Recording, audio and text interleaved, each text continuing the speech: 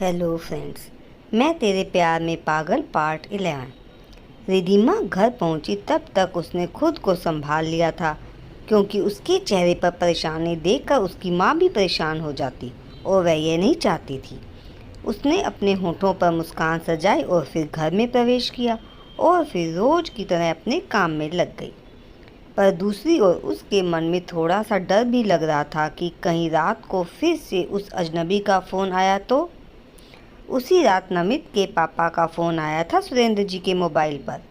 सगाई की डेट रखने के सिलसिले में बात की थी उन्होंने। उनके पंडित जी ने 10 दिन के बाद का मुहूर्त बताया था। सुरेंद्र जी ने हामी भर दी थी और पत्नी को इस बारे में बताया। सगाई 10 दिन बाद ही होगी। यह सुनकर कोमल जी के हाथ पैर फूल गए। बोलने लगी, इतनी जल्दी सारी तैयारी कैसे होगी जी? आप भी न जानते नहीं, सारे रिश्तेदारों को न्योता देना होगा, बेटी और दामाद के लिए जोड़ा खरीदना होगा, फिर ससुराल वालों के लिए भी कपड़े और गिफ्ट लेकर पैकिंग करना होगा। 10 दिन में कैसे होगा सब कुछ? ओहो भाग्यवान, कहाँ परेशान हो रही हैं? अपने दिमाग पर ज़्यादा जोर मत डालिए। रिश्तेदारों को फ़ोन करने की जिम्मेदारी हमारी। आप बेटी दामाद के लिए शॉपिंग करना शुरू कर दीजिए। वैसे भी शॉपिंग पर जाना तो आपका सबसे फेवरेट काम है, तो फिर कल से ही लग जाइए। बल्कि मैं तो कहता हूँ आज ही एक लिस्ट बना लीजिए। सुरेंद्र जी ने 1 मिनट में सारी प्लानिंग करते हुए कहा और फिर कोमल जी ने वही किया। बैठ गई कागज़ और पेन लेकर। दोस्तों और रिश्तेदारों के नाम की लिस्ट भी जो बनानी थी। और रिधिमा खाने के बाद अपने कमरे में आ गई थी और दरवाज़ा बंद कर दिया। अपनी सगाई की बात सुनकर वह थोड़ा रिलैक्स हो गई थी। अब वह खुद चाहती थी कि सगाई जल्दी से जल्दी हो, ताकि वह नमित के नाम से बंध जाए और वह अजनबी अपना ख्याल छोड़ दे। अभी वह यह सब सोच ही रही थी कि नमित का फ़ोन आ गया और उसका नंबर स्क्रीन पर देखकर रिधिमा ने खुशी से फ़ोन उठाया और हेलो कहा।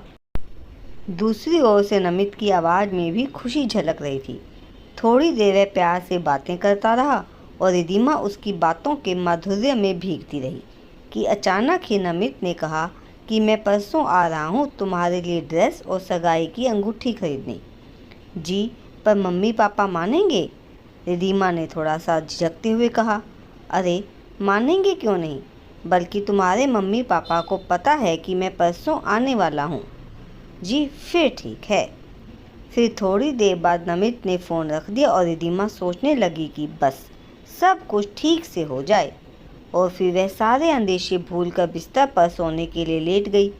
उसने वक्त देखा, अभी 10:30 बजे थे और तभी मोबाइल पर अननोन नंबर से फ़ोन आया।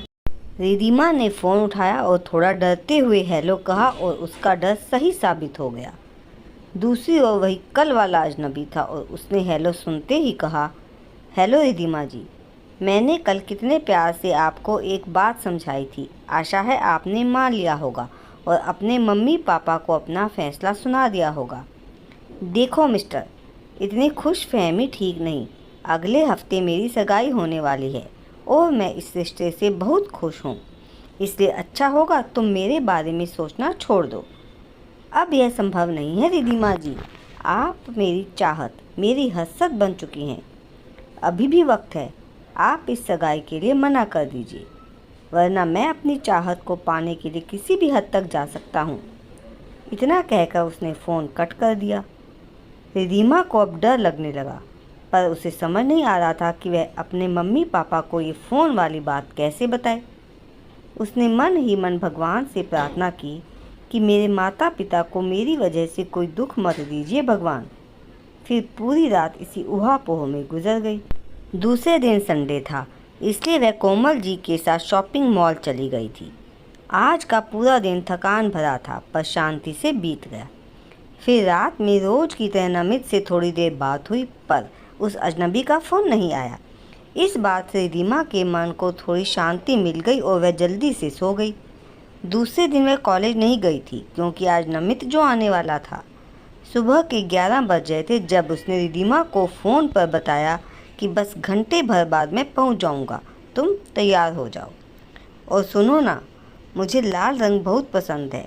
प्लीज़ अगर तुम्हारे पास कोई लाल ड्रेस है तो वही पहनना प्लीज़। नमित ने बहुत प्यार से कहा। जी, मैं आपके आने का इंतज़ार करूँगी। इतना कहकर रिधिमा ने फ़ोन रख दिया और अपनी अलमारी में से कोई लाल ड्रेस ढूंढने लगी।